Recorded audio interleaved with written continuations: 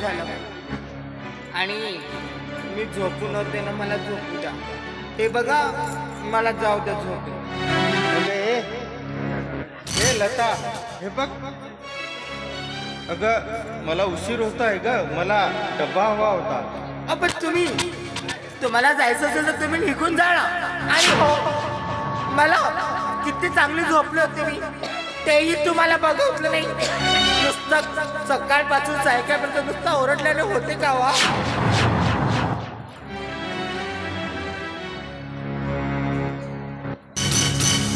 आणि हे बघा, मला जर तुम्हाला त्रास देऊशी वाटत असेल ना, मला हे त्रास सहन होत नाही. अगं ए लता, हे बघ. अगं हा झोपायचा टाइम नाही आहे ग. अगं सकाळचे 9 वाजायला आलेत ना. हे बघ, स्वतःला सावर, स्वतःमध्ये बदल करण्याचा प्रयत्न कर. मला माहित आहे तू एक श्रीमंत घराण्यातली मुलगी आहेस, पण तू आता एक गरिबाच्या घरी जीवन जगतोयस, हे काय विसरतेस? मला एवढं सांगायचं नाही, समजतं का? आणि तुम्ही जर किती काही सांगितले ना, करते मला. आणि हे बघा, तुम्हाला जर कामावरती जायचं असेल ना, तर मग घरामध्ये शिळं अन्न आहे, तोच घ्यायचा, डब्यामध्ये भरायचा आणि चाललं जायचं. माझ्या मागे कशाला फालतू चढ करता? माझ्या मागे ओरडायचं नाही. घ्या डब्बा आणि कामावर जा. आणि एक दिवस जरी कामावर गेले तर काही मरत नाही म्हटलं. अगं ए लता, हे काय बोलतोय? हे तुला तरी भान आहे का? अगं मला समजून का घेत नाही? अगं मी नवरा आहे का तुझा?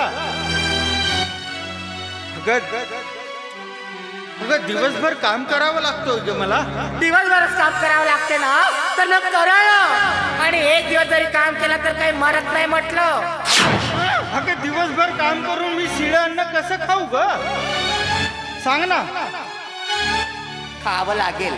आणि एक दिवसाचं खाल्लं तर शिळं अन्न काय होते? आणि आजकालचे भिकारी माणसं तर कितीतरी शिळं अन्न खातात, नाहीतर कोणत्या दिवशी उपाशीच राहतात. तसेच तुम्ही पण उपाशी राहायचं, त्यात काय बिघडते?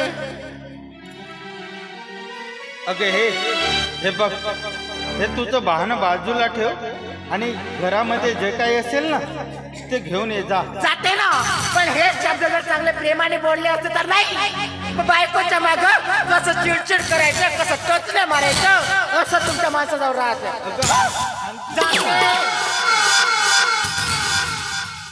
अगं तुला काय करणार? या प्रेमाची भाषा. वा परमेश्वरा वा. अरे काय सत्व परीक्षा पाहतोयस रे? अरे जा माऊली न स्वतः उपाशी राहिली रे. पण आम्हा या 2 बहीण भावाला कधी असं शिळं अन्न वाढलं नाही, शिळी भाकरी वाढली नाही. आणि तीच आज माझ्या स्वतःची लग्नाची बायको असून ती आज मला म्हणतोय की शिळं अन्न कामावरती घेऊन जायला सांगतोय. वा परमेश्वरा वा.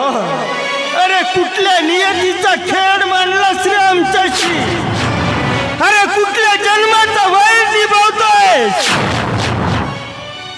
नाही म्हणते झालं का? नाही तुमचं रामायण असेल तर झालं का म्हणते? नाही म्हणते अजून सांगायला काय तुमचं रामायण असेल तर? म्हणजे या अंतर्गाव मधल्या लोकांना वाटलं पाहिजे का नवीन सून आली आणि मस्त चढ हो ना. आणि हो, घ्या डब्बा, चला वा कामायला. अगं हे लता, काय? अगं हे बघ, अगं अजूनही वेळ गेलेली नाही आहे ग. अगं या घरामध्ये आहे तरी कोण ग? एक माझी म्हातारी आई, तू आणि मी, या तिघा व्यतिरिक्त कोण आहे ग?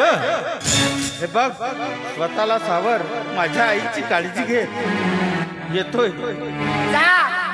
आणि मी काय म्हणते, मी घरामध्ये एकटीच राहते, सायंकाळी येताना लवकर यायचं. येतोय लता. जा. केलास तर मरण तसळच. या माणसाची किटकिट लागते माझ्या माग. किती चांगला होता माझा बाळ, म्हणून मला या घरामध्ये आणून टाकला. माझ्या पप्पाला बरं नव्हतं वाटत ना, म्हणून मला या घरामध्ये आणून टाकलं. आणि इथे साधं खायला आणलं नाही, यानं केलं असतं मरणं तसं. बाळू, कसा असशील रे तू? अरे तुझ्याशिवाय मला अजिबात करमत नाही. आणि तू मला दिसलंच नाही तर मी जगू पण शकत नाही रे. बाळा, मला तुझी खूप आठवण येते. कशी झाली रे ताटात जा, कशी झाली रे ताटात जा.